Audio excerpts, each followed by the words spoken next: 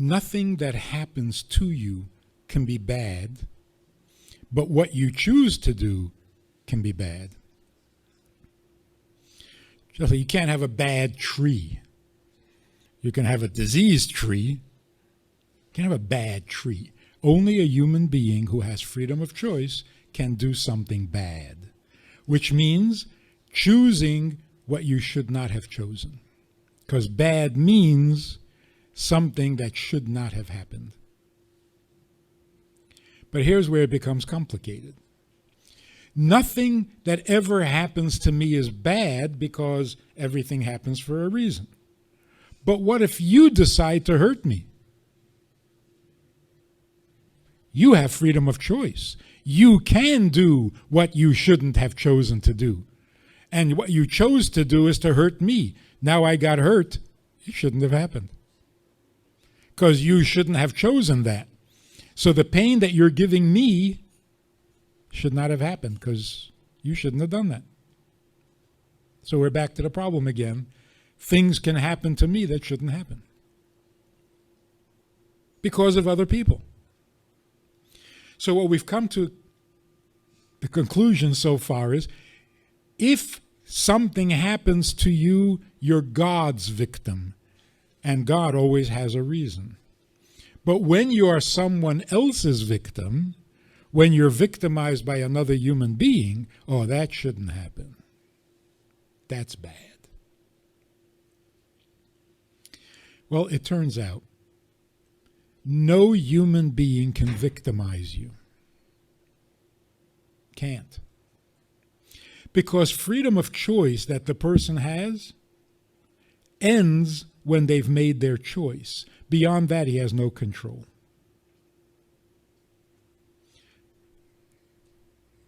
Could you repeat that?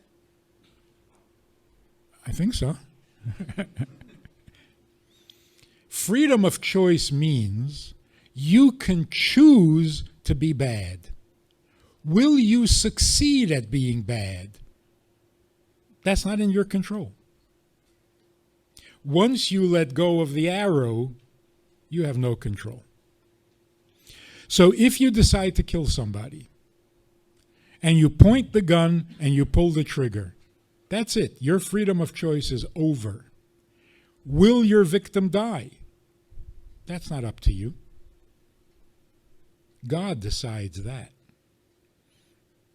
So if you decide to kill somebody and you shoot at them but miss, you're a murderer. You just can't shoot straight.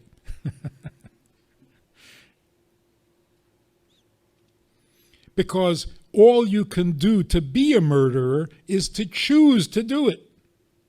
After that, it's not in your control. So sometimes the victim will die, sometimes he won't die. Who determines that? Not you. Like the gang that couldn't shoot straight. You decide to rob a bank, you get in the car, you drive off to the bank, and you get stuck in traffic. Are you a bank robber? Yes. Did you rob a bank? No. Because you're not good at being bad. You're not as talented as you think, but you're bad. So freedom of choice means literally that. You're free to choose. You're not free to do whatever you want to do. I mean, if every time somebody wanted to kill someone, he succeeded, we wouldn't exist anymore. We'd all be dead. Hitler tried to kill all the Jews. We can't get over the fact that he killed 6 million. But that's not what he set out to do. So why didn't he succeed? Because you don't get to decide how successful you are. You only choose what you want. You have freedom to make a choice. You don't have the freedom to kill anybody you want to kill. Which means you are never the victim of someone else's choice. I wanted to insult this guy. He was annoying. I was speaking, and I wanted to put him in his place and really insult him, and I said something really insulting. He didn't get it.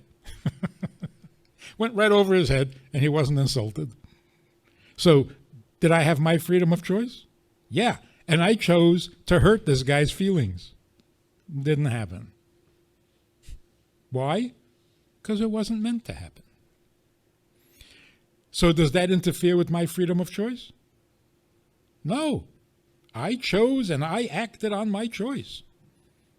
The guy was too stupid to get the insult.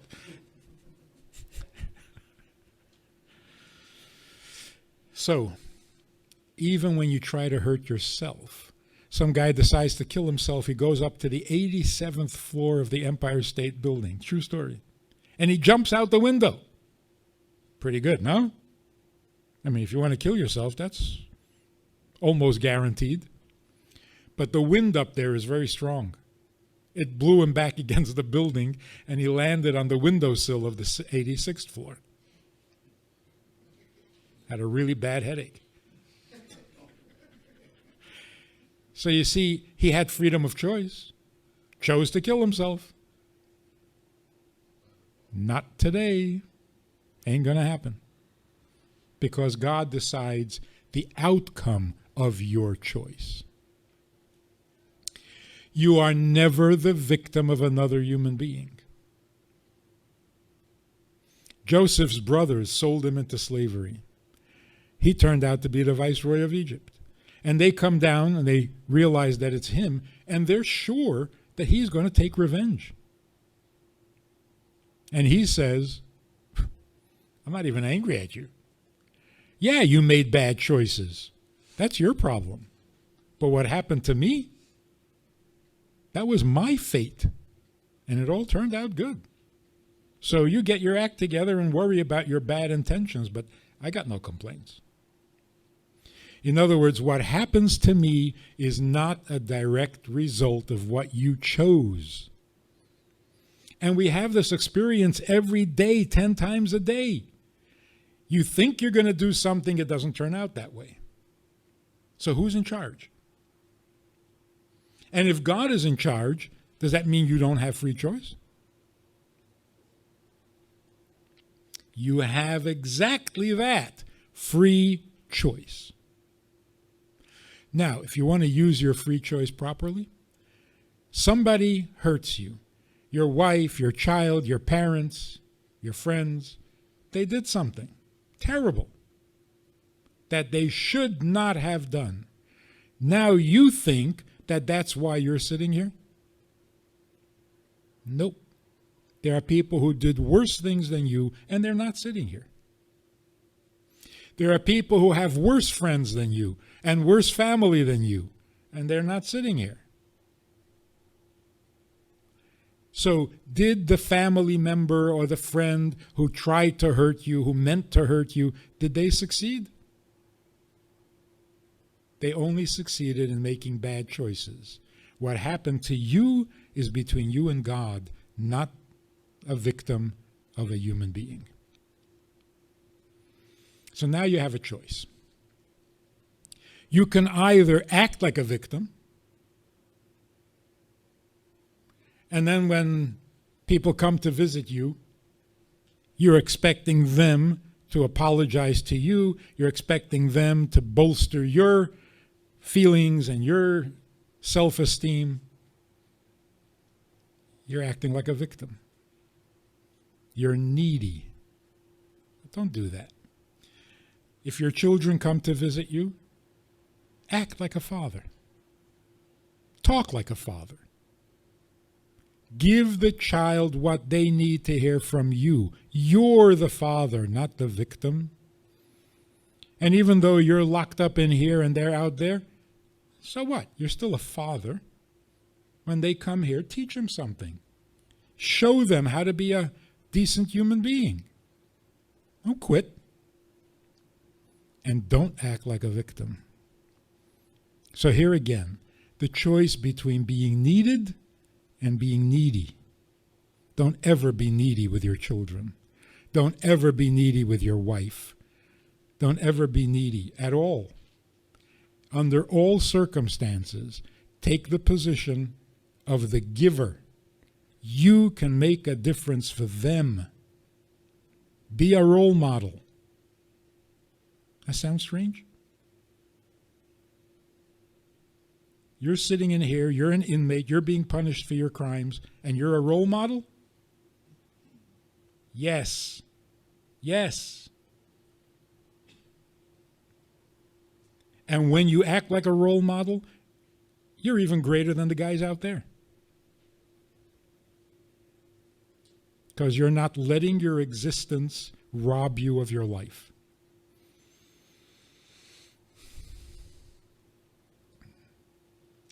I have a friend who was inside for 8 years. He never stopped teaching. He would write letters to his children, telling them right from wrong, encouraging them to be good, to be strong, do the right thing, be moral, be nice. He never stopped fathering, because you can father from the inside just as well as you can father from the outside. Unless you think fathering means taking your kid to a ball game. That's not fathering. You can go to a ball game with anybody. So, here's again, the freedom of choice means you can respond to the other person's freedom of choice with freedom. You don't have to be their victim. You can be their teacher. So somebody comes to you who did you wrong, who hurt you, and they feel like they did this to you, and they apologize. I'm so sorry for sending you to jail. Say, excuse me, you're not God. You didn't send me to jail. Get off your high horse. You're just a guy who makes bad choices. That doesn't make you God. That should be your attitude. Like Joseph said to his brothers, you think you sent me to Egypt? What do you think, you're God? No, you're just jealous, petty people who made bad choices. That doesn't put you in a position of authority. So don't be a victim. Be a teacher. Be a role model. Nothing stopping you. Just, nobody ever thinks that way.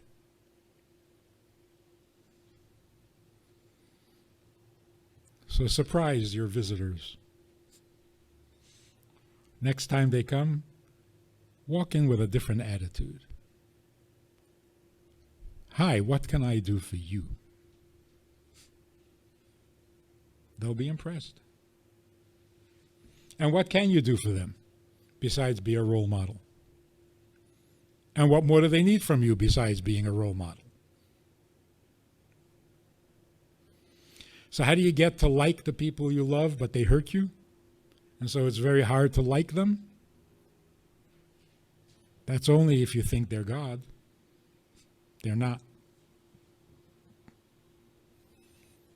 They're just people, maybe even weaker than you.